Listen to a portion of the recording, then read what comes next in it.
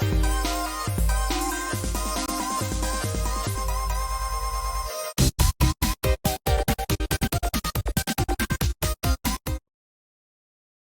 everybody, and welcome to our early comic review video. I'm Andy. I'm Matt. We're here with Infinity Flux Comics out of Chattanooga, Tennessee, and this is our big show where we go over a bunch of different books, around 20 different books that are coming out this week that we think you will be really interested in seeing, so you know a little bit better when you head into your store what you're looking for, and you're a little bit more informed. A informed shopper is a good shopper. Is a happy shopper. Is a happy shopper. So that is what we are here to do. And there's some really good books this week that we think you'll want to hear about. But don't forget, subscribe to our channel so you can learn so much more about comic goodness. And head over to infinityflux.net where you can pre-order these books and a lot more. But we'll talk about that later on in the show. So let's get going. So before we talk about the books right here, we have a couple of things that we want to show you that came in and they're super cool. So probably about a month ago now, we talked about Justice League versus Godzilla versus Kong #1. And we have also since talked about #2. But we finally got these sound effects covers for issue #1. There's a Godzilla and there's a Kong. So if this is regular issue #1. But when you open the cover,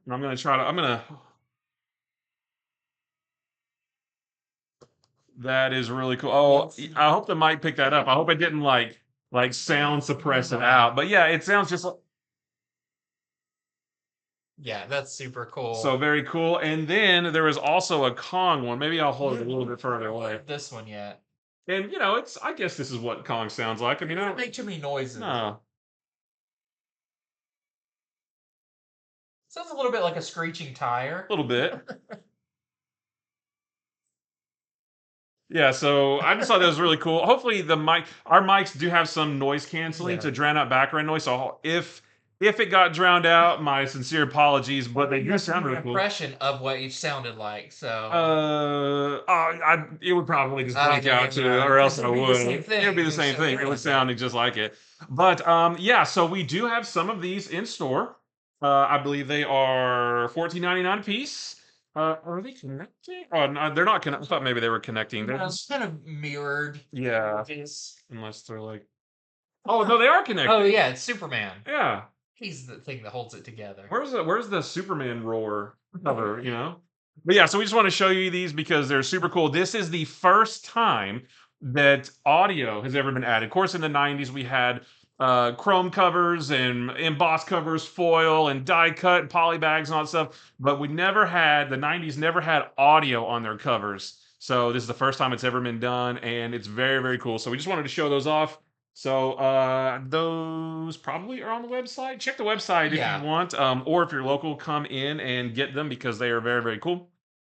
So on our regularly scheduled books, we're going to talk about BatmanSanta Claus Silent Night #1. This is super fun, super appropriate for this time of year with Christmas being just a few weeks out. The cool thing about this book is it's going to be weekly. So #2 is going to be next week, 3 the week after. #4 is going to come out the day after Christmas. So this series is a nice lead into Christmas, and it's a lot of fun. So this is written by Jeff Parker. The art is by Michelle Bandini.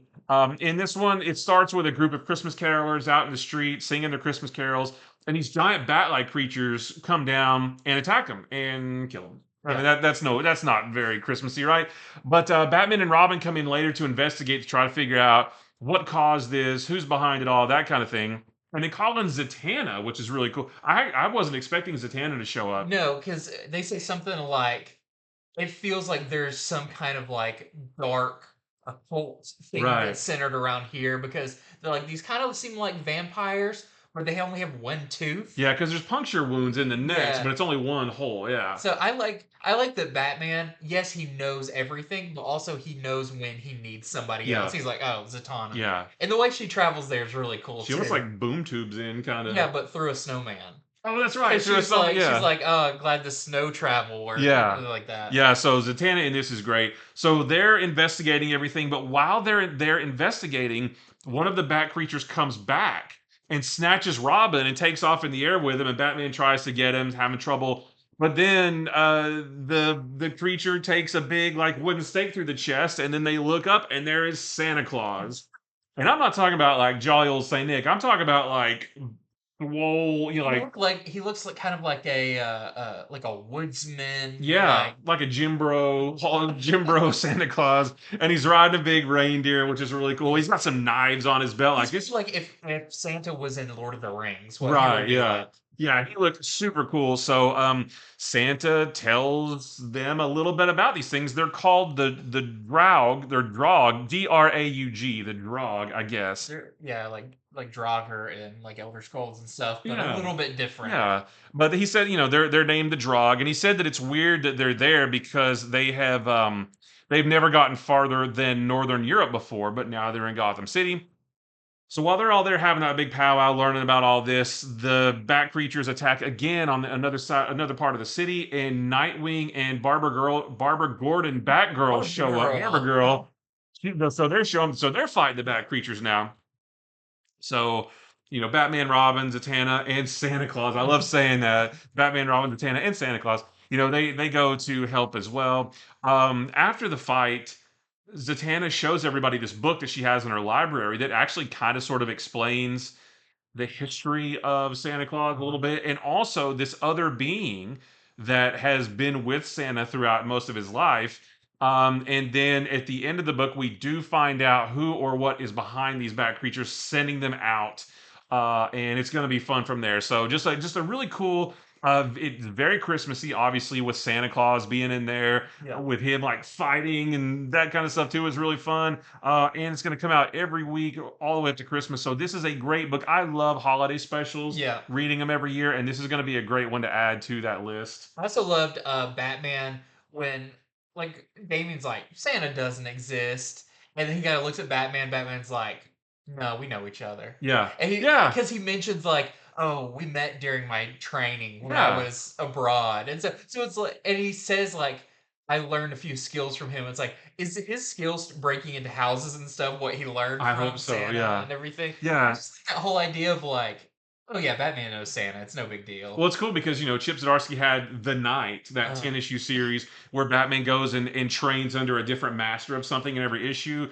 Where was the Santa Claus With the issue? Christmas special where you learn all Yeah, the that would be skills so from cool. Santa. So yeah, just enjoyable all around. The art is good. Like everything about this is great. It's fun comic books, Yep. which is what we love it when a comic book is just pure fun. There's action, artwork, everything is top notch on this. It's not like continuity heavy Nope. or anything like that. Nope, just pick it up and read it. That's all you got to do. Super fun. So there's our A cover right there, and we do have some cool variants for this. We have, I guess I should have known Zatanna was going to pop up because Yeah. of this cover. This is the Derek Chew variant, I which think none of these really show the version of Santa that's in the book, though. this might be the closest, but visually, or maybe that one. So this is the Otto Schmidt variant. Nice Dark Knight Returns homage. Maybe this one. So this is the The scratch Nixler and does sniff. better, but yeah. Oh yeah, you're right. This is the scratch and sniff. If you rub his mouth, it smells like peppermint. Which It's not like you showed it to me. You're like, rub his mouth and smell. It's like, what? yeah, am I you're like, gonna oh, I don't smell? want to do that, but And no, actually, I was like, oh, this is pleasant. He And just had a mint or it something. smells exactly like peppermint. So that one is a lot of fun. And yes, this is what Santa looks like. And of course, it's by Dan Mora. Yeah. This is the one in. Wait a minute. This is the 1 in 50 Dan Mora variant. That's what Santa Claus looks like in the book, and he is awesome. Like he's like in World of Warcraft. He's got like tier 10 That's right. Yeah. armor and stuff. Yeah, so we're selling that for $25. The minute I saw him in the book, I was like, "That looks like Dan Mora." Yeah. Like, so I don't You know can if Dan. tell- well, I think he designed. Yeah, this I was gonna say I version. don't know if he designed it or what, but just so super awesome cover there. And I sort of show these out of order because that was the 1 in 50. This is the 1 in 25. Castine variant. That's pretty swole looking Santa. Yeah. Too. He's what's he? He's grinding away just a big old sword, because Santa has a big sword. So yeah, just very, very fun. If you're looking for a very fun comic book, then you will definitely like this one. Yeah, I feel like this should be in everybody's bags this week when they go, just to get them ready. It's a little bit of Christmas, it's a little bit of superhero, but it's fantastic. It's a little bit country, it's a little bit rock and roll. It is. It is. So my next one, we're continuing on with DC, is Titan Beast World Tour Metropolis. Long title. Also subtitled Rampage. So this is really cool. This is kind of, there's two this week, but some of our first tie-ins with Beast World. Now, these are not necessary to enjoy the main Beast World story. This kind of just shows you what other characters are doing during this event. So in this one, it's Metropolis, so we're focusing on the super family of characters. And it's really cool because uh, it's made of 3 stories by different creators. And our first one is written by Nicole Maines and Steve Orlando with art by Fico Osio, who I really, really I love his love art. his artwork. And this is cool. So Nicole Maines writes it along with Steve Orlando, and so it's going to be involving Dreamer, which is the character she played in the Arrowverse, the Flashverse, and then has been writing in multiple different kind of specials and books. It just occurred to me that like when they announced Iman Vellani as one of the writers of the Miss Marvel series, I was like, oh, that's so cool. But Nicole Main's been doing it for probably a couple of years now. Yeah. So yeah, she's been doing it too. So what I really like, we haven't seen too much of her since Lazarus Planet, Right. but this kind of explores what happened in Lazarus Planet when she like basically got submerged. She went to get the helmet of fate That's from right. under that pool and Yeah. came out, and everyone's powers changed. Well, hers, I feel like now are a little bit easier to understand, but they're crazier. So she is at lunch with a friend, and her powers have always been like she can kind of see the future while she's asleep, while she's dreaming. But now she's kind of having like waking Mm. dreams where she sees things happen. Like it starts out really subtle, where uh, a waitress walks by and says, "Oh, can I take your plate or whatever? Or can I take your cup?" And she's like, "Sure." Hands it, but the next panel, she's just dropping it on the floor, and then the waitress walks up and's like, "Oh, I'll get that for you." She realizes she's seen things a few moments before they happen, so Okay. she thought the waitress was already standing there when she was walking up, and so she basically tells her friend, like, "I don't know if I can trust what I see. I could be seeing things from." Now, a few minutes from now, a few hours, a few days from now, currently, and I kind of seem crazy. And that's when there's a huge explosion.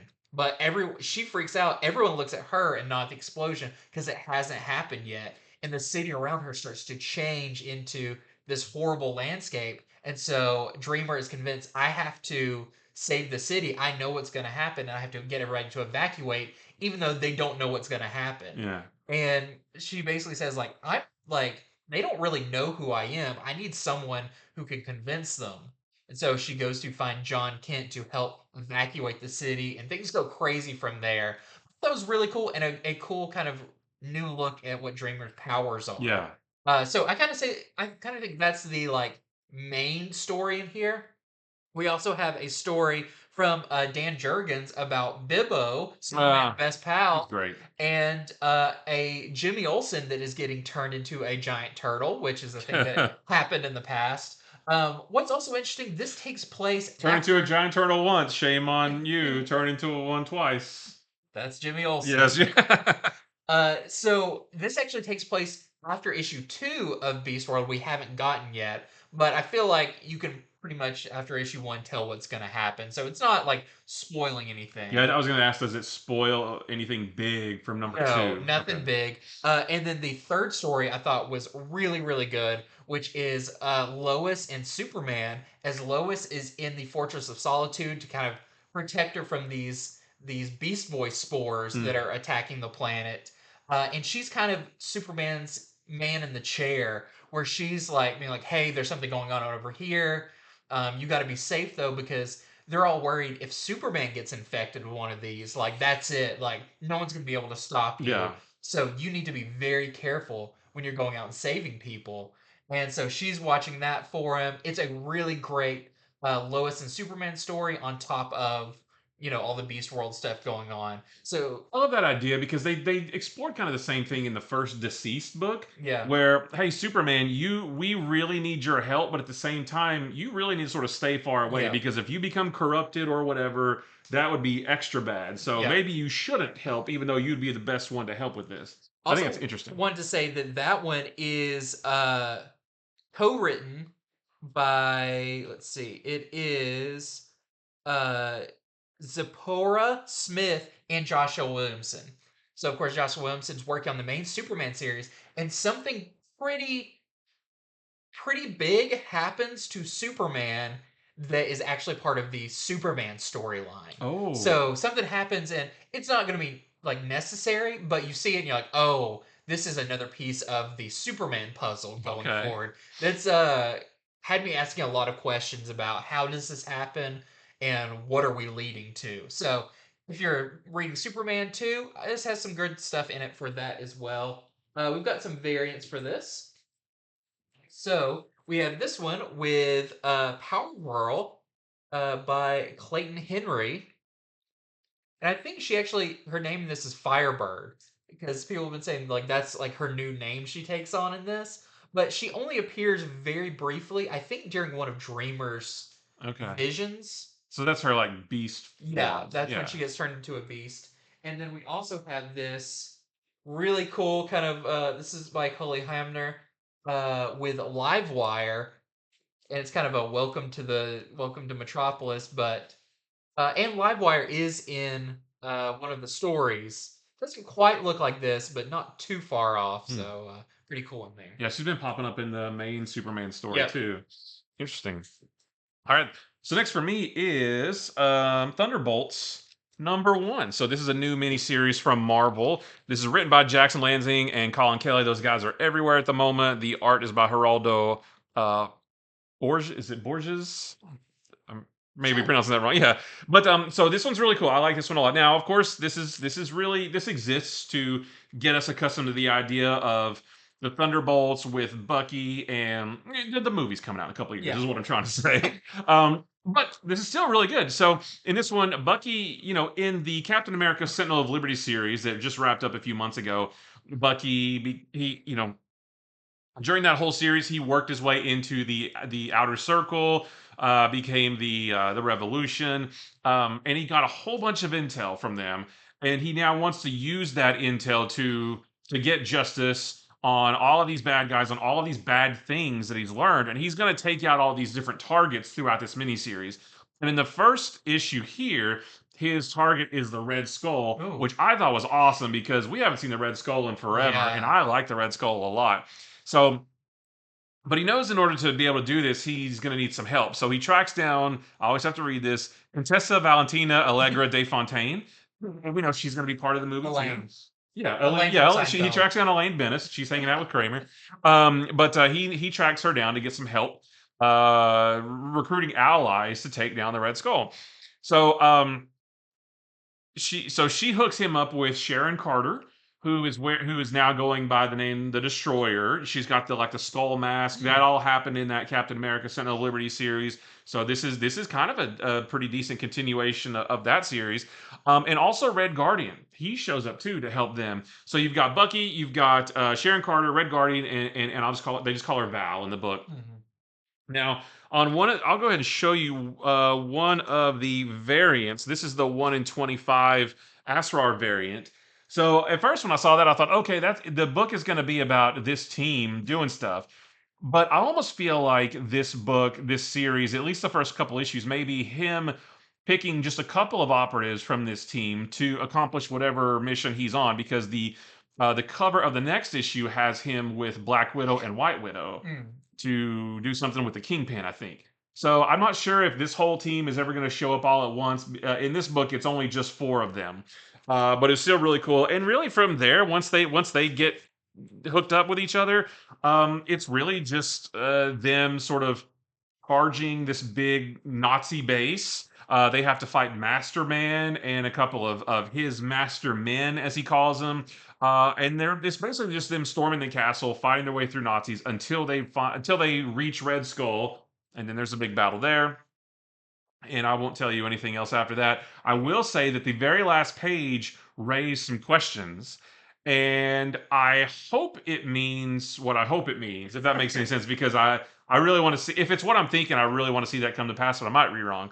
So it was just a really cool. Like, I like these spy espionage black ops teams going deep undercover to silently take out the bad guy, and it has that feel to it. So I just thought it was cool. I hope the movie's like that. Like, it was really cool just seeing these characters. Like, we haven't seen Red Guardian in a couple of Yeah. years, so it was just really cool to see all of them together. And I recommend it if you like those kinds of stories.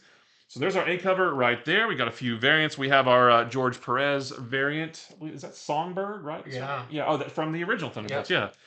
Yeah. This is the Casanovas variant, and I want to say this is a connecting variant. That would make sense. It looks like one. Yeah, and then so you've got like Red Guardian and Bucky punching Red yeah, Skull. that's which is great. This is the Derek Chu variant, so Black Widow with her symbiote. Not in this issue, but she is in the next issue, and she is going to have her symbiote, so that's going to be cool. This is our Ski Chalet variant. I like this one. Yeah, we've seen a couple of these over the last couple of weeks. White Widow, she's not in this as well, but maybe that should have been the cover for next issue. But yeah, but still very cool. We have a Peach Momoko Nightmare variant. We've seen a few of these over the last couple of weeks, and then I'll show you again the 1 in 25 Asrar variant with the full team that we're selling for $25. Fun book. It was really fun. That's cool. Yeah, I'm excited to check that one out. I always like especially Red Skull showing up. Yes. I've seen Red Skull in like 10 years. I know. It's gonna point out like, oh, he was in this thing last week, but like it feels like he hasn't played like any major role since like Fear itself or something like that. Maybe. Yeah. I'm not sure, but I just like him as a character. I do too. Yeah. He's up there as a bad guy. They should use him more. He's another one that goes for intellect over brawn. Right. I like that. Okay, next up, I have one that, I could gush about this forever. This is Transformers #3 by Daniel Warren Johnson. And I'm happy to report it continues to be one of my favorite books ever. Nice. So this issue is awesome. What I love that Daniel Warren Johnson brings is like, you want robots hitting each other? This is your book. And not just, punches. He's going to show you really interesting ways that the Transformers fight.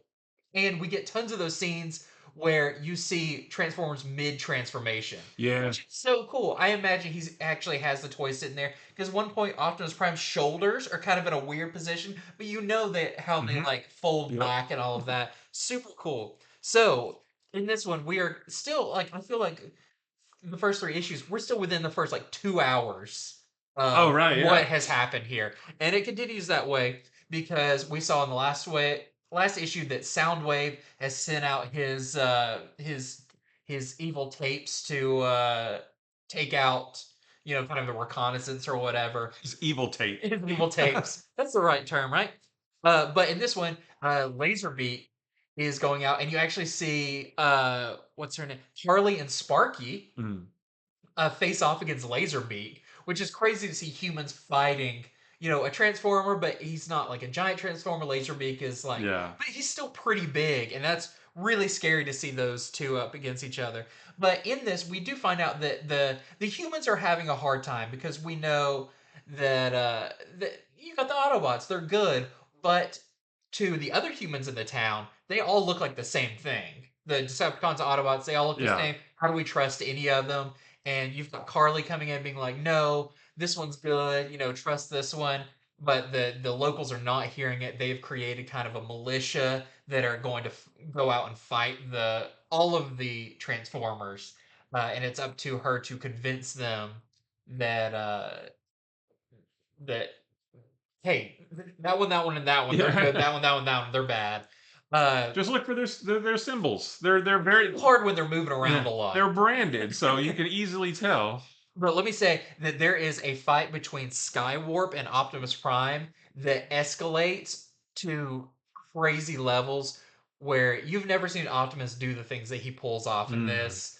It's nuts. And there is it escalates so much, not just the fight, but the issue, that there's a scene where I was like, oh, in the first one when they killed Bumblebee, and I was like, oh, this is a direction you're heading. Yeah. There's another moment like that where you're like, is that actually going to stick? Okay. There's something that in the very end that says maybe it won't, but there's a moment where you're like, oh, that would change things quite a bit. So just forewarning you, this issue is insane and insanely awesome. So check it out. There's so many panels I wanted to show you. I'm like, no, because you need the lead up to these panels that really make it sing. So just a fantastic issue of Transformers. I can't wait for more of this. Can't wait. There's, of course, a preview in this of Cobra Commander that's coming out.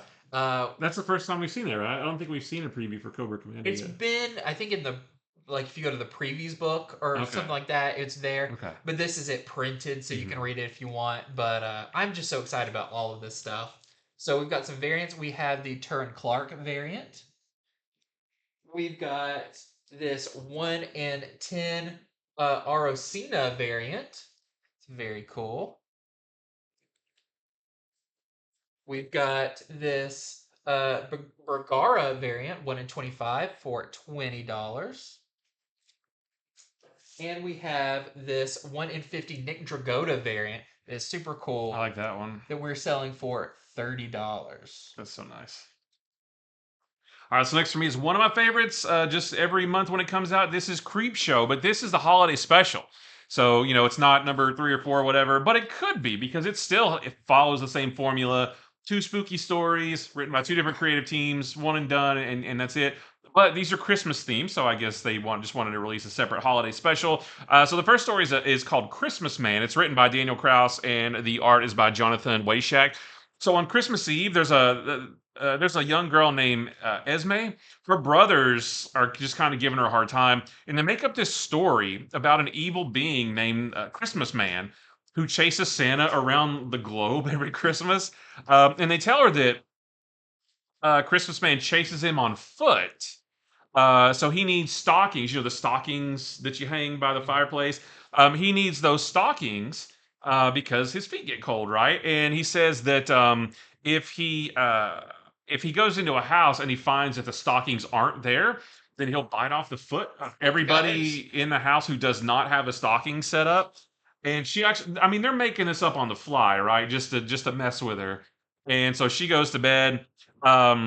She doesn't like the story. She's like, that's scary, but also I don't believe you, that kind of thing. So after everybody goes to bed, she plans her revenge by hiding everybody's stockings except hers. Oh. And I'm not going to tell you anything more, but it's a Creepshow book, so you can only imagine what happens after that. It was really cool. Creepshow rarely has limits that they won't cross. Right, yeah. So be prepared. So it was super fun. The other story is called Package Thieves. It's written by James Asmus. The art is by Letizia Catanici.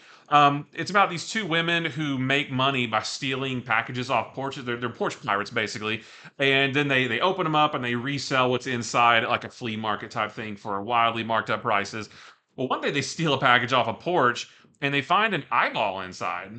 And they think it's super creepy, but they don't call the cops because they stole the package and that kind of thing. So they sort of debate about it. They say, we're just going to leave it. It's probably a pig's eyeball or something. But then they steal another package the next day or 2, only to find another organ inside. I won't tell you what it is, but when they open it, it's pretty creepy. And I'll just say that things get crazier from there because I don't want to tell you, but they steal packages and they keep finding organs, and when you steal something, whoever it belongs to wants that stuff back, and it's really cool. The last panel is just bonkers. So yeah, just if you like Creepshow, then I recommend this one because it's just as good as all of the other issues, both in volume 1 and volume 2. So holiday special. It's Christmas themed, but it's still creepy as all get out. So there's our A cover right there. And we also have this 1 in 10 Corona variant that we're selling for $8. Very cool. Yeah, it was so much fun. Okay, before we move on to our next books, just want to remind you to head over to infinityflux.net right now, where you can order these books that we were talking about. You can pre-order upcoming books. You can subscribe to series. Everything that you pre-order, you get 10% off of, and have it shipped right to your house. Or if you're local, head into the store and pick it up while you're here. So what could be better than that? Nothing. Nothing is what I say. But also, don't forget to subscribe to our channel. We really appreciate it. We're always trying to bring you some really fun comic information, keeping it positive. There's comics out there for everybody, and that's what we try to connect the reader with the comic. Not every comic book is for everybody, but it might be for somebody. Yeah. So that is our goal, is to connect people with comics that they will like. So if we've recommended something that you've enjoyed, that maybe you've taken a little chance on, let us know in the comments. you recommended this one and I picked it up and I really liked it. We'd love to hear that. I would love to hear that. Yeah. I would also. Yeah. So, just a friendly reminder, it really helps when you subscribe and you like and all that. That pushes the algorithm forward, and more people can discover this and the love of comics. Spread the love of comics. Just snowball until everybody in the world is reading and loving comic books. Yes, that's the goal. Mastermind plan. That's right. It's not really evil, but it's still just a mastermind. Okay, so we're moving on with our next books, and I'm going to get into Amazing Spider-Man issue number 39. So this is our first official Amazing Spider-Man issue of the Gang War story. We got the Gang War First Strike issue that really put all the pieces in place. It did, yeah. That was your prologue issue, and then we're getting into the main bit of it. Now it does seem like there was something that happened in between, because at the end of that, Spider-Man basically swings out of the window and is like, "I'm gonna put together a team." Right. When this begins, that team's up together. So I wonder, at some point, are we going to see him coming to those individual characters and recruiting them? Well, we saw Spider-Woman in the Spider-Woman issue from last week. Yeah, he did kind of land on her windowsill and was like, "Hey, I need your help." And he also talked to Luke Cage at some point too. Okay. We haven't seen him talk to we've seen him talk to Miles, but not about this. We haven't seen him talk to Elektra at all, or She-Hulk. So I don't know. Daredevil's getting her own book. Yes. So that will probably happen in there. She-Hulk is the one that's like, there's no tie-in with She-Hulk, but it'll be interesting to see how he recruited There should be, her. though. We can always use more She-Hulk. Yeah, exactly. More She-Hulk is always a good thing. But when this begins, we have the big fight that we saw erupt at the end of the First Strike issue. Good. Like, literally, mobsters in the streets running at each other with all of their henchmen behind them. And they're doing this right here. Basically, they're all, they've all got their, gimmicks going, and it's all out. And then you have Spider-Man and this team that's on the cover sitting up on a building being like, "Okay, here we go." So this is a lot of action. That is a big thing I'll say about this. If you wanted to see all these characters taking out bad guys, it's in here. Now, what's interesting is there is the moment where we know there's the miniseries, and so you have basically I think they call Luke Cage, and I think Luke Cage is kind of giving them their info, and he's like, "Oh, there's some stuff going down in Hell's Kitchen," and then Daredevil's like, "I'm equipped to handle that by myself," and she jumps off, and then we have another area, and this character, like Spider-Woman's like, "Oh, Diamondback, well, I'm going after him." So they all kind of break off into their own things, which we know is going to continue into their mini series. Yeah, because Spider-Woman's miniseries, that was all about her tracking down Diamondback. Yeah. The thing I'm still a little confused about is Miles, because he still has one of the same moments, where he's really mad at Peter. That did seem out of character last week. And that moment where he's like, he kind of says something snarky to Spider-Man that was like, I wonder if there's more behind this. Yeah, that was weird. But all of that to say, what it leaves us with is Spider-Man and She-Hulk are the only ones left who have to take care of this disruption on the city streets has actually awoken, and I can't remember what the place is called, Monster something, but it's like a city under New York where all the monsters are. Okay, Monster City. Kind of like Jack Kirby monsters. Oh. And because of this, it has awoken them up. So they're not even they're not a gang. They're just monsters. Yeah. Who are like, "Oh, we woke up and we're gonna." So it's up to Spider-Man and She-Hulk to go stop these monsters. That sounds fun. I like that. Yeah. Spider-Man and She-Hulk have a great relationship because he's always been like, "Oh, that sounded like a lawyer," and stuff like that. And she's like, "Yeah, you're gonna need one." And it's really good banter between them. But the other story that's going on here is Tombstone, who was the original attack on him during his daughter's wedding was the instigating act that kind of started the gang war. Well, he has actually woken up from his coma or whatever he is in, and he attempts to go back and retake his seat at the crime table, only to find that his daughter has taken it over. Yep. And doesn't really think that he is the right fit for that. So Oh.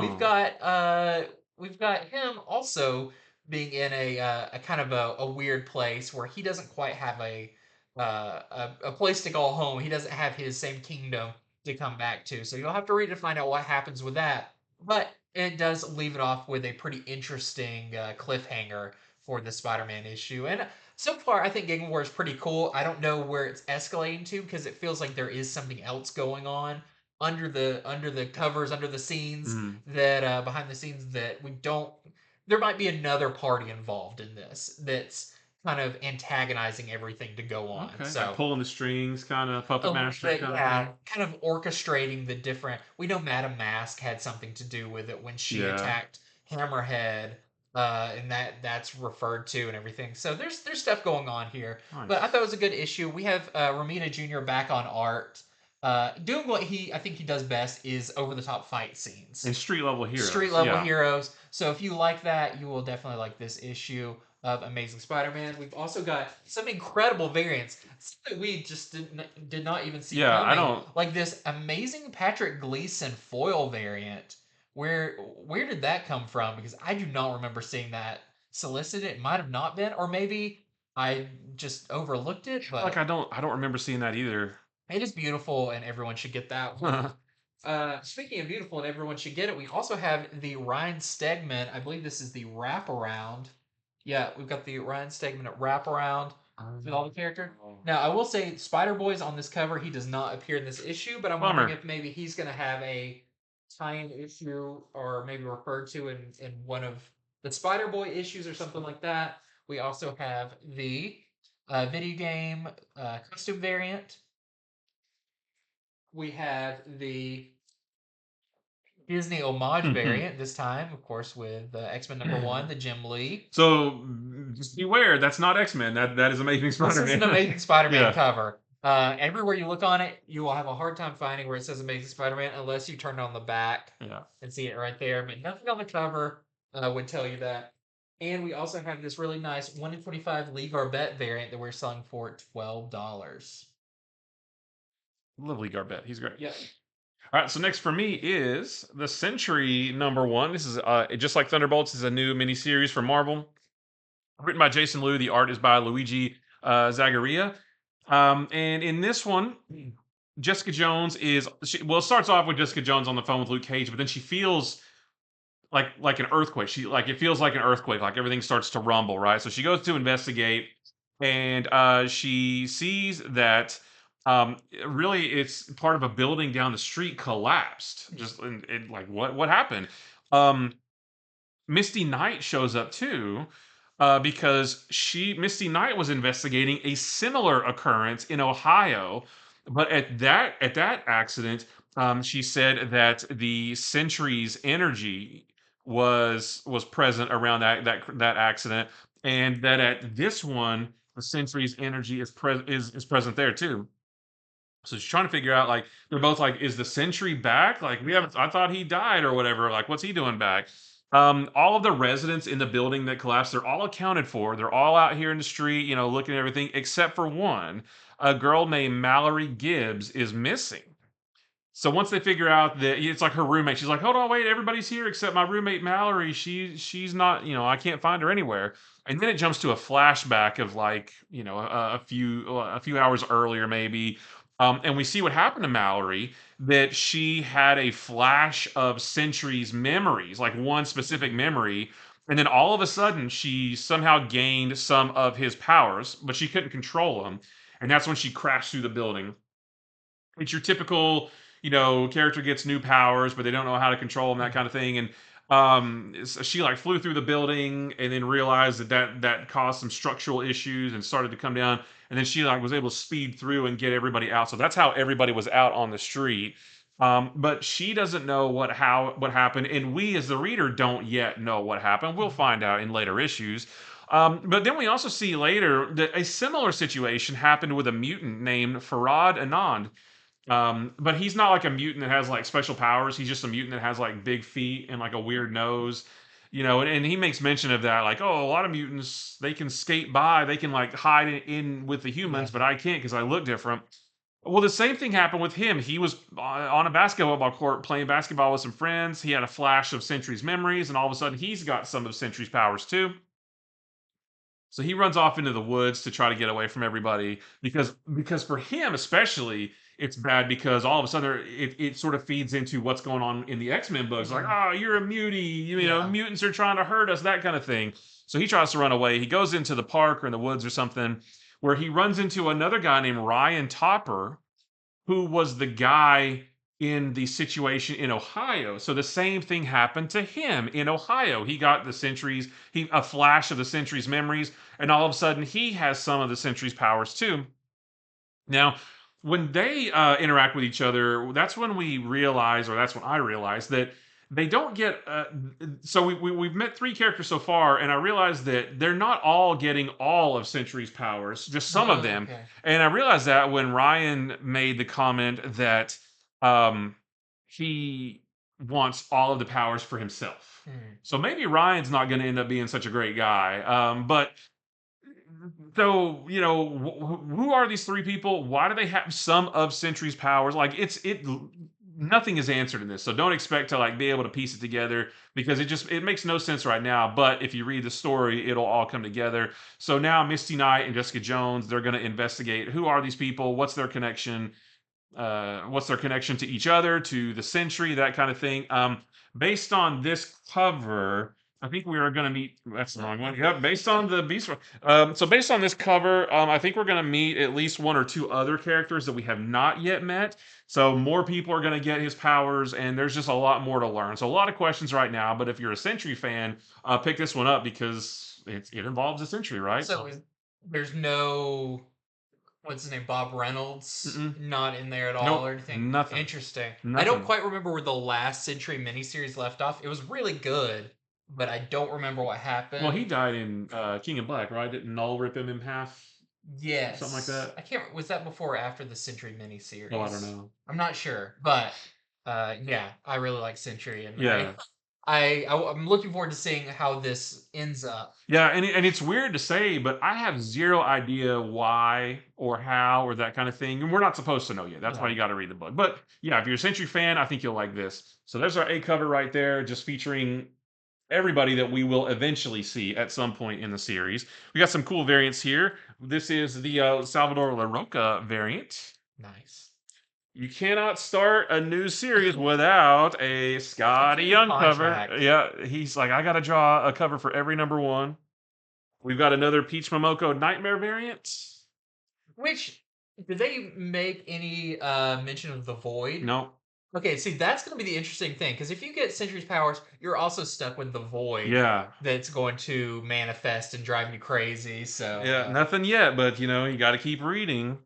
And then this is the 1 in 25 Lupacino variant that we're selling for $25. So yeah, the Sentry's on all these covers, but it's not in the book.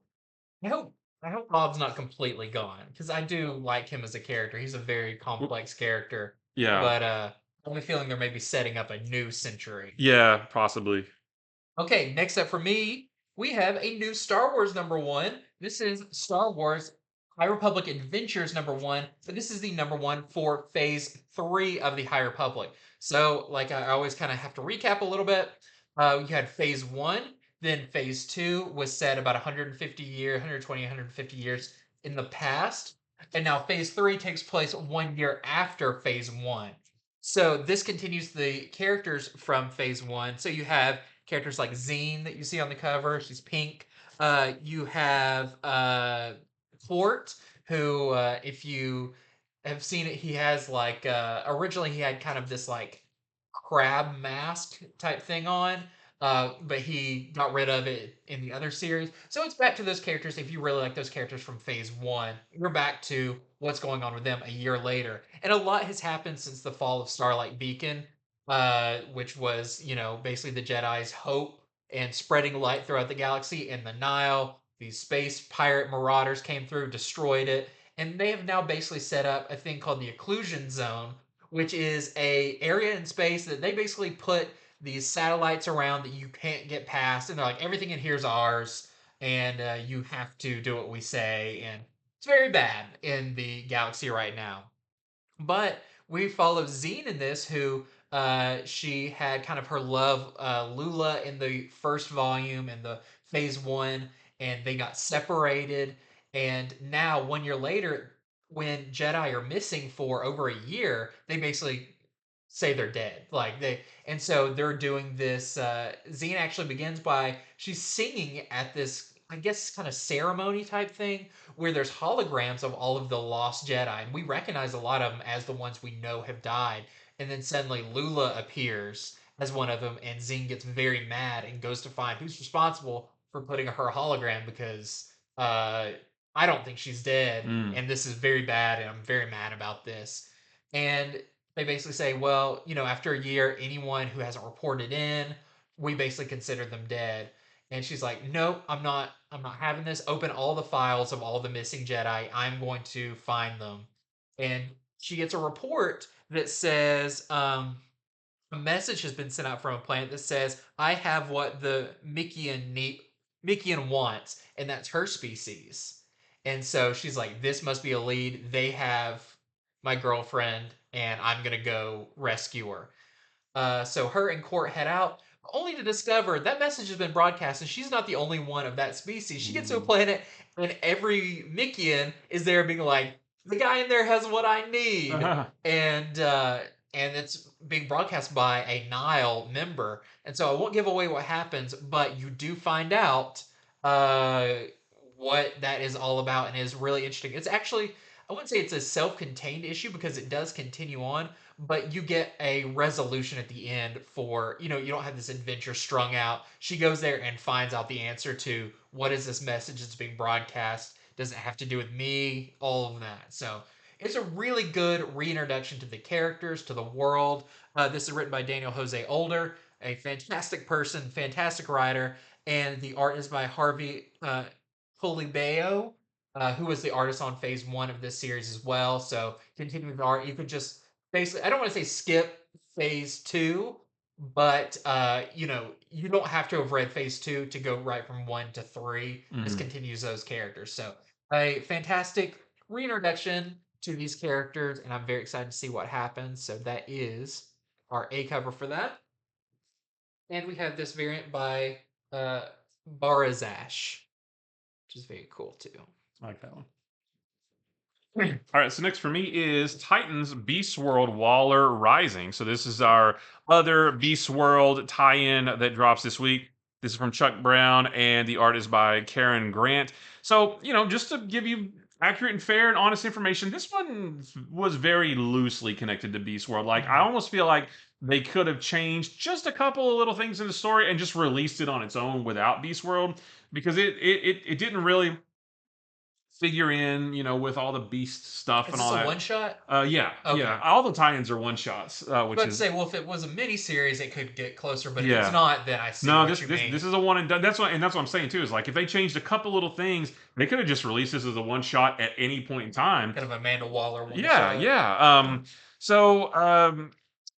It's so instead of being about heroes and villains turning into beasts like the main series is, this one is actually more about Dr. Hate, who we've seen, teased a Interesting. few times. He is wanting to destroy the metaphysical realm known as the kingdom in order to sow the seeds of chaos. I don't know if that's going to make him more powerful or that kind of thing, but he wants to destroy this realm basically. Well, and we saw him in Beast World #1. We did see him in Beast World #1, and actually he uses one of the spores from Starro Beast Boy. He has Black Manta um, modify this bomb that he stole from Amanda Waller to incorporate this Beast Boy spore in it, and I think it's because he wanted to use the energy of the red. Beast Boy's connected to the red.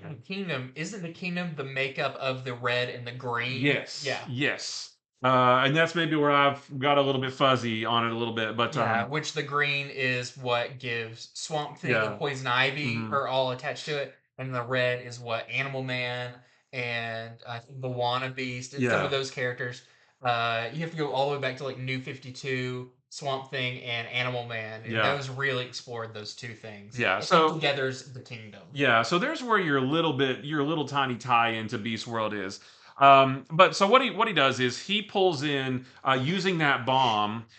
He pulls in Valzad, Queen Nubia, Deadeye, Doctor Mist, Freedom Beast, and a few others. So he's getting a deep cut here. So he pulls them into the kingdom and plans to use their powers to destroy it. So while they're in there doing that, Deadeye actually winds up in there, but he's also working with Amanda Waller. We only saw him like once or twice, I Yeah, think, in Lazarus yeah, Planet. Lazarus Planet. So he pops up again, and he's working with Amanda Waller to stop it, and also Batwing, not the Luke Fox Batwing, but the other Chase. Batwing. No, David. He's in Africa. The first one from the New Oh 52. yeah, yeah, yeah, the Yeah, original one. the original. Yeah. So Batwing, Vixen, and Black Manta, they're also working together to stop Doctor Hate. Of course, Doctor Hate at one point messes up Black Manta pretty good, so now he kind of wants revenge. So there's a few different moving parts to this. But if you like those characters, definitely check this out because there's a lot of those characters in this book. And maybe I just needed to get a little bit more educated about the kingdom and that kind of I'll stuff. I'll teach you. Don't Okay, worry. I'll yeah. I'll fill you in on my knowledge. But because there's a lot of that in this, so if you're a fan of that aspect of DC comics, then I think you'll like this too. So yeah, just not the biggest tie-in, but still maybe worth your time if it sounds good to you. So we have our A cover right here, and we've got a few tie-ins. Yeah, look at this variant. I'm like, oh, these characters are great. I love Yeah, Val-Zod, Black Manta. I love seeing the original Batwing back yeah, oh yeah, because yeah. You can show them right that there. original New 52 Batwing series is really Oh yeah, good. I don't think I read it. People, it's kind of an unsung hero. People should go and read that Nice. with him. Yeah, that's Clayton Henry, and there's a lot of your characters that are in this book. I like this one. This is the Jerry Gaylord cover. That was really cool with those same characters, just on a different pose. And I think that's all of Is them. that all of them? I think so. I thought maybe we had an incentive, but maybe I don't think. that may have already been allocated out. Yeah. Yeah. Okay, well, next up for me, I have a new indie book that I'll talk about briefly because I think we are close to being sold out of it. I'm not Mm. sure if we have any more, but I do want to recommend this, and maybe they'll do a second printing. Maybe we can get some more of them in, but this I thought was really good. So this is Our Bones Dust. And I want to say, is it Our Bones Are Dust? No, it's Our Bones Dust. And this is really cool. So this is from Dark Horse. It is written by Ben Stenbeck, and this feels very. Part of it's very Mad Max. So if you like the Mad Max post-apocalyptic setting, that's very like bandits and these kind of groups that have formed, and they're very like they're using scraps of whatever they can find to make armor and all that. That's part of the other part of it is aliens, which I think is really interesting. So we have this alien, they're very like spindly looking aliens, got weird shaped heads. These are not like your gray aliens or anything like that. These are very alien looking aliens. And there is one who is on the planet, and he's kind of like just looking into things, like what's up with this planet. He's kind of breaking away the soil, finding things in there, kind of trying to figure out what happened on Earth. And he's got an alien that's like up in like orbiting space. Who's like, hey, just make sure like no one sees you. Like this is kind of a you get your research done, you find some samples, and we get out of here. And Alan's like, I know, I know. So he finds some samples. He finds little slivers of plants which seem like are completely gone. He also has the ability to make water come out of his hands, which plays a big deal when you learn that water is kind of it's like dirt in water world. It is the biggest thing you could have Yeah. is water. So we then go over to these kind of this bandit camp or these kind of raiders or whatever, and there's a kid who has stolen water from the leader, and he's basically like, everyone get this kid, we're gonna catch him and eat him, and we're gonna get our water back. Like it's very barbaric and everything. This kid's really good though. He's made some traps, all of that, uh, to outwit these bandits. But we can kind of get our two characters here. One is this alien that's investigating the planet. The other one's this kid who's just trying to get water. He's very crafty. And we go back to the alien where we find that he stumbled across a very uncomfortable, brutal setting that looks like something has happened, but doesn't seem like it's aliens. And as his other aliens like, hey, you need to come back, this alien starts ignoring him, and you can tell he's a little his curiosity is taking him over. And I believe these two characters are going to maybe meet up at some point, Mm. all in the hunt for water and what's going on and all of that. So I thought this was really cool. I hope that it's still in stock. We can get some more copies in, or there's a second printing because it's really cool. The art is fantastic. I highly recommend this one if you can get your hands on it. Our Bones Dust. Uh, what it does, you can't really see here, is just the creativity of the art in it, the way the alien looks and how it kind of moves around the planet. All that is really, really cool. That's the only cover? Yes, there is also a Mike Mignola variant cover, and I think that one we are also sold out on. Okay. So between the time that we talked about on our show and placed our orders, more people have come along and tried to order it, and that can end up with us selling out. Well, I've So started doing these shows even earlier even so that you earlier. can, get in because they go fast. Yep, very much. All right, so next for me is Petrol Head #2. I thought the first one was fantastic. Just the setting, the art style, the colors, and this is every bit the same as the first one. Written by Rob Williams, the artist by Par. Now, I will say, and this isn't a bad thing, I will say that there's not a whole lot to say about this book because it's mostly just Petrolhead and Lupa and her dad fleeing the security drones in the city. And the vast majority of the issue is just like a big chase, right? Kind of And what you want from that book. but it's like, but it's very action packed. It's very high octane. The colors and the art are fantastic.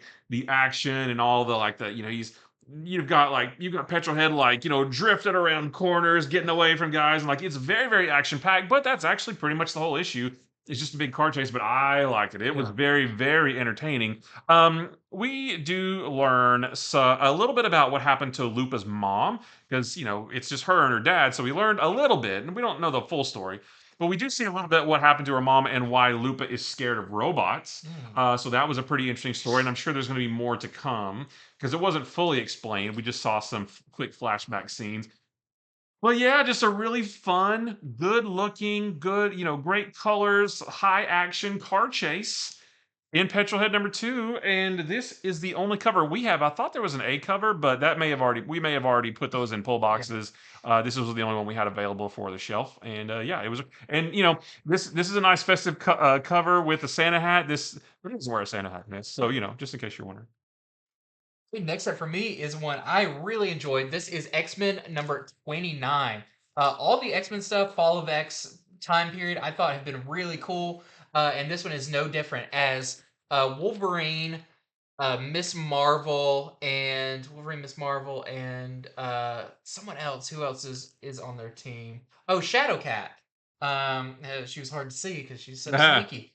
Um, have gone to. They've learned that there are mutants in Latveria and they're looking to save them. That's kind of what that team of X Men are doing. They're going around the world and trying to save mutants before Orcus can get to them. And even though it's Latveria and a Mr. Victor Von Doom rules over there, they think, well, we still got to save these people. So they go there only to discover that Doctor Doom has basically pulled a Charles Xavier and raised these mutants as a team. They're kind of Latveria's X-Men team, and they work well as a team and everything, and they kind of like being there. They're really good with that. And so you get a lot of course, an initial battle between the X-Men and these new mutants, but this is full of a lot of shocking things. So we do have first appearances. From what I can tell, I researched. I don't think they've appeared anywhere else because you kind of get their whole life in this. They'll mention a character, like a character will do something, and then it'll do a flashback and show like their origin and everything. So we have the Latvian mutants are the Dreamer, we have Iron Cloak, we have Nerium, we have Slag, which Slag is really cool. He's the really big guy on there. And his body is made of like molten lava Cool. underneath his skin. So of course Wolverine like jabs his claws into it and he pulls them out and they're like red hot and his hands like burning and stuff. And we have Volta Doom, which Volta Doom is kind of the electric one on there. She's really cool too, where and Doom kind of saved them. Her ability was out of control. She was basically just like shooting lightning everywhere. And he gave her basically a lightning pole to harness her stuff and made it where she could survive. So they all owe Doom a lot. Yeah. Now, it does say in the beginning there's some redacted stuff, and there may be some redacted characters, and it has Doom's commentary, and some of them here is like not safe enough to go out in public and stuff like that. So there could be some stuff going on, but uh, Doom, as always, has surprises in store for whoever he's fighting. In this case, the X Men, and there's some pretty interesting page turns, and let's say he's very diplomatic in this. So I really like this issue. I love Doctor Doom. There's a flashback in the beginning where you realize Doom has been a part of this House and Powers and all this X-Men stuff for longer than you thought. But just really cool issue there. So that's X-Men number 29. I like to look at that big guy with the magma, with the Yeah, liquid hot magma. he's really cool. We've got this Peach Momoko Nightmare variant with Rogue. We've got this Russell Dodderman variant with Storm. It's kind of a Hellfire Gala. Yeah. The Hellfire Gala. It doesn't say it, but that looks like a Hellfire Gala variant. Or is that the ski chalet cover? Oh, I think it is the ski chalet, but I wish that it said that on the cover. But yep, there's that one. And then we have this really nice 1 in 25 Mobley variant. We're selling for $15 with Wolverine and Doom. Well, we're gonna stick with Marvel and talk about Daredevil number 4, and I am still loving this series too. This is it just keeps getting better and better. So in this one, Matt Murdock confronts the person who has been writing all these like lying articles about him and the youth home that he's running. And if you've been reading this, you already know who it is, but I'm still trying not to spoil it. But it's a character that we've known for a long time. It's a character that Matt has known for a long time. And up until now, we didn't know, like, well, that I thought they were friends. Why would that character write all of those lies about Matt Murdock? Well, we find out why in this issue, and I did not see it coming as to why, but I should have seen it coming. It's like when I saw that's the best version. it was literally like when I turned the page and it revealed why. I'm like, oh my gosh, I should have seen that a mile away, but I didn't. So good on them. So he confronts that person, and when we learn why it's happening, Matt also does. So now he knows what's going on. And then he learns that Bullseye and the Heat, who are that new gang that's been popping up. Band. Bullseye and the Heat. Bullseye and the Heat. Oh, that's a good band name. Yeah, and we're gonna see more of the Heat in the Daredevil gang war miniseries. That's what Elektra's gonna face off against.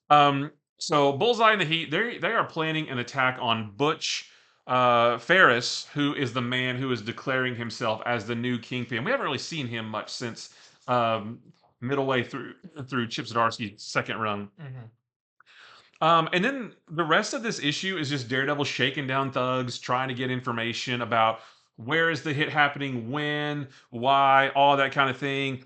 And then we get to see Daredevil fight Bullseye, which we have not seen in a long time. This was like years and years. Between this and Thunderbolts, like where Red Skull comes back, and now we got Bullseye again. Like, oh, this is the good stuff. And it was just great to see Daredevil and Bullseye fight. And I won't tell you how it all goes, but it's a great it's Daredevil and Bullseye fighting. I mean, it goes about how you expect. It's really fun. And yeah, I mean that's it. And it just really I will say that by the end of this, the person will not be writing those lying articles anymore. Like that's been taken care of. So that little subplot is all done now. Just another solid issue, Daredevil. Like this has been a great. I was just nervous about this series, not because of Saladin Ahmed's writing, but because the Zdarsky run. I held it in such high regard. Yeah. I was worried that nothing would be able to hold a candle, but this has been a good 4 issues so far. So another great issue, Daredevil. Our A cover, John Romita Jr., Daredevil and Bullseye. We've also got this Peach Momoko. What are they called again? Nightmare variants. Yep. And then there is this 1 in 25 Harvey variant, yeah, with Bullseye. Yeah, we're selling for $20. And I think this isn't the only issue that'll have Bullseye. I think. Ooh, yeah, very cool. Okay, next up, I do want to talk about Star Wars issue 41, but I'm not going to talk too much about the issue inside because this is kind of a public service announcement. This book, it actually says this takes place during Dark Droids issue 5, which is the final issue of Dark Droids, and contains spoilers for that issue that comes out on December 27th. Now, let me tell you, I read this, and yeah, it spoils some pretty major stuff. In a way that is like it's there to serve the story of the main Star Wars run, but in doing so, basically tells you how Dark Droids 5 ends. How does the Scourge get stopped? All of that's revealed in this, but kind of on just a one page like, and this happened. Okay, moving on. But this isn't the main book where that happens. Right. This isn't the main book where that happens. So I don't want to say we'll hold this book for 3 weeks until Dark Droids 5 comes out. But if you can, maybe you yeah, should. maybe if you're enjoying the Dark Droid story and you're excited and you're wondering how are they going to stop this droid that has literally spread himself throughout the galaxy, yeah, maybe save this one. Yeah. Maybe just tuck it away and wait for that fifth issue to come out because not that like I'm not mad about it, but and I'm glad that they gave a spoiler warning, Yeah. but I do feel like maybe the scheduling got a little thrown off because if It this has came to, out because after that issue or the same week and it said, "Hey, read this before yeah, this," which that happens quite often. but I feel like being about 3 weeks before the final issue comes out feels a little Something had drastic to have to happened. go Yeah. ahead and show how all of this wraps up. Now we don't know exactly how. You know, we see like the event that happens that ends Dark Droids. We don't know the lead up in that's going to happen in that final issue or the repercussions after or anything like that. But it does is a fairly major spoiler in it. So that is your warning about Star Wars issue 41. If you want to hold on to it, I wouldn't hold it against you to wait till issue 5. So I'll probably be as people pick it up in the store. I'll probably just mention that to them and it's like, hey, if you want to read it kind of in the order I feel like it should be read, hold on to this for a little bit. So that Star Wars 41. I also did want to mention that Star Wars Dark Droids D Squad issue 4 came out. It's just the final issue of that miniseries, and you see kind of how it loops all the way back, and it ends with saying, to be continued in Dark Droids number 5. So there is that also this week, and we've got some variants. We have this Rod Race variant, which is very cool. Kind of, there was a Darth Vader cover that was very similar to this. Now we have a Luke in that same position. That's really cool. We have our John Tyler Christopher action figure variant with 000. We have our John Tyler Christopher variant with Qui-Gon Jinn. And we have this 1 in 25. Speaking of Lee Garbett on Spider-Man, doing this one, and this one we are selling for $20. Isn't he? He's also doing the Uncanny Spider-Man Yeah, series. Lee Garbett, his name is popping up Yeah. more and more Where recently. does he find the time? All right. So next is Batman. Batman number 140. I got my books out of order. Batman number 140. Just continuing the Mind Bomb. This is part 2 of the Mind Bomb storyline, and this whole issue basically is Batman who has been fully taken over by the Zurian off personality, chasing after the Joker, and the Joker's like, "Yes, this is what I wanted. I wanted a no holds barred Batman," and so now he's gonna get it. They're running around being chased everywhere. Meanwhile, though, Batman, like actual Batman, is in his mind facing off against a group of Zurian personalities from the multiverse that he kind of collected when he was going multiverse hopping. Yep. And we've seen teases of this throughout. There was the tease in Night Terrors. Yep. Where we have like the Zurian Awe of Batman 89 and the Zurian Awe for Dark Knight Returns and the Zurian Awe for Batman the Animated Series and Batman 66. So those are all these multiversal Zurian Awe personalities that are now stuck in his head. So in his psychosis, I guess, he's fighting all of them, trying to regain, trying to, be the dominant personality again. And I won't say anything more, but it was, because I will say that it does kind of sort of. I mean, I don't think the Mind Bomb storyline is over, but there is some resolution to some stuff by the end. But I won't tell you anything about what it is. You'll have to read that for yourself. But it was cool seeing all those different Zurian all personalities, and Jorge Jimenez. He did the art on this. He's so great at doing the styles. Yeah. Like the Frank Miller style, the making it look like Michael Keaton. There's even I will tell you, there's one single panel where he's fighting, where Batman proper in his mind is fighting the Zurian Batman 89.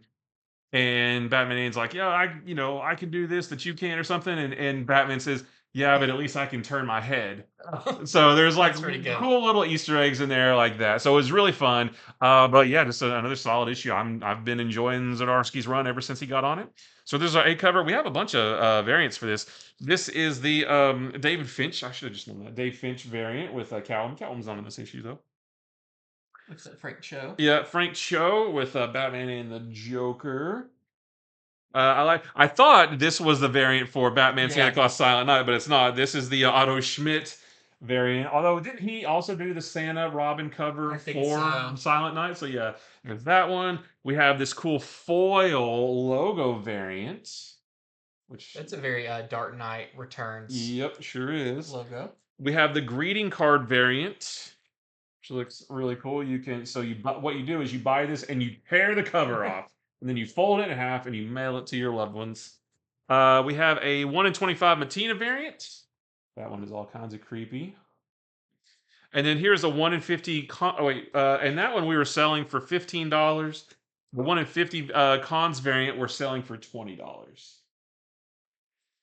Sounds like another good issue of It was Batman. very action packed. Cool. Very action and great art.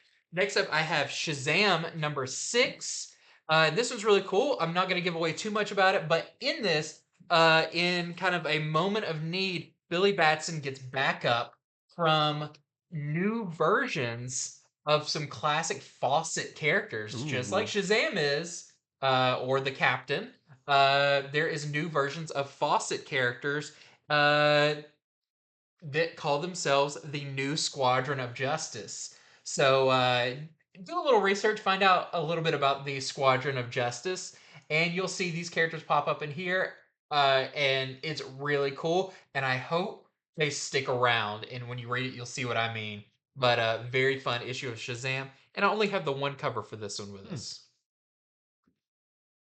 All right, so next up for me is Iron Man number 13. And this is still they're kind of in a slower spot as Tony and Emma are working on their plan to their final master plan to take out Orcus.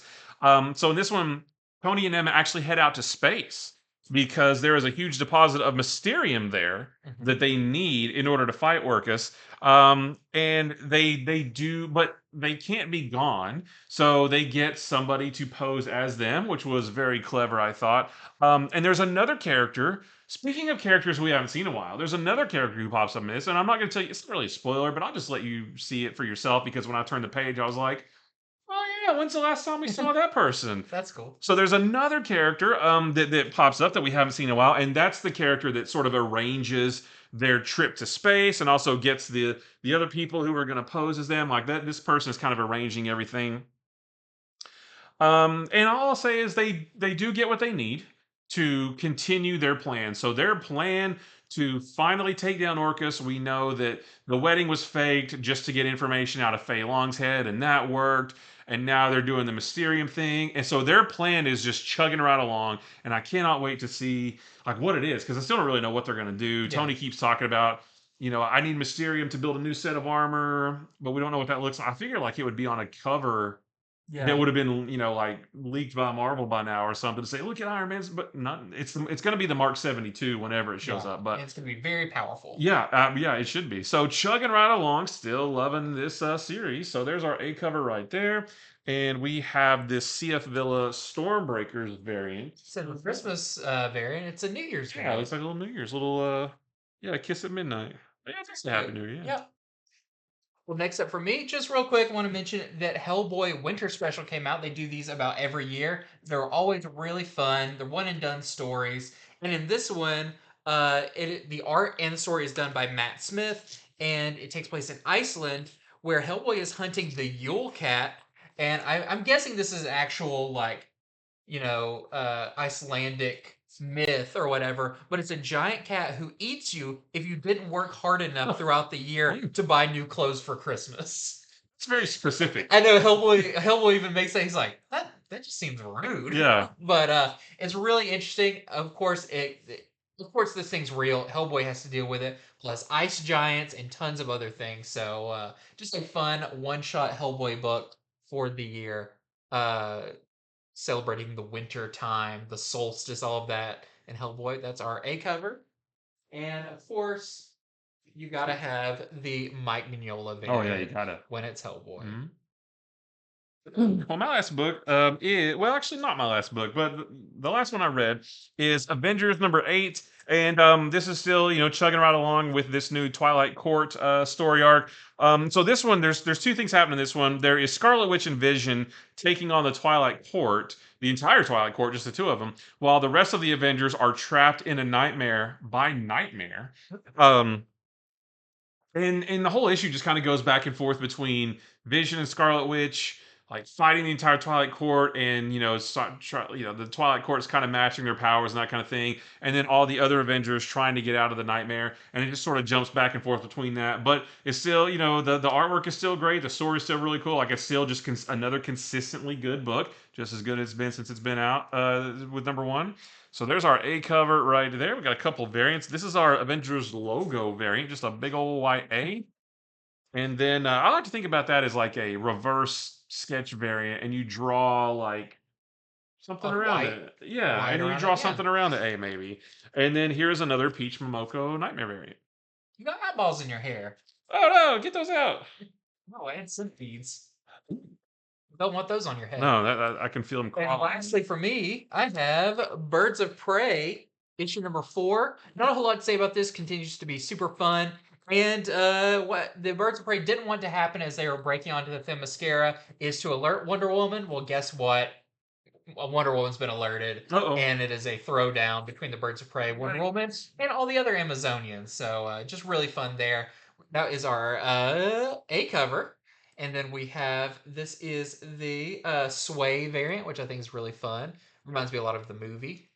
And we have this Botchalo cover with Black Canary. And lastly, we have this 1 in 25 Hill variant selling for $10 with Big Barda. And before we go, there is one other. I was trying to find my notes. So there's one other book. We did not get time to read this one, but we want to mention it because we like it so much here. So this is R.L. Stine's Stuff of Nightmares. This is called Sleigh Ride. So just like Creepshow, this is another like spooky book with a Christmas theme to it. So unfortunately, like I said, we didn't get a chance to read it. So I cannot wait to, though, because I love creepiness mixed with Santa. Like, we even have some Christmas cards here at the shop where it's like Santa Claus, but he's like peering out of like one side, and the font is all like pretty. It's so great. So we just want to let you know that if you like those kinds of books, then this is out this week as well. So there's our A cover right there. We've got some variants for this. I did not get the artist for. That's Jenny Frizen. Which Oh, does not look like Jenny Frizen at all. That's what really cool. That's the same thing Megan said. She's like, that's the most non-Jenny Frizen cover I think I've seen. So yeah, very cool there. And we've got some incentives here. Jay Lee. Yeah, this is the 1 in 5 Jay Lee cover. Cool. Yeah, we're selling that one for $10. We've got a 1 in 10. This is the same. Yeah, this is the black and white version of that we're also selling for $10. And then this is the 1 in 15 Frizen variant, just different colored, that we're selling for $8. So yeah, we just wanted to let you know, if you like those kinds of books, don't miss this one. It is out this week. Grab that and Creepshow and have double spooky Christmas. Exactly. So that was a big show, but a lot of good stuff to talk about. Like we said, head over to infinityflux.net and order them right now. And stay tuned for our show coming up on Monday. We'll be going over, Monday? Wednesday. Today's Monday. Today's Monday. Wednesday, we'll be going over all the comics that you can pre-order early so you don't miss out on any of the good stuff. Thank you so much for watching. Remember to like and subscribe and all that fun stuff. And until next time, see ya.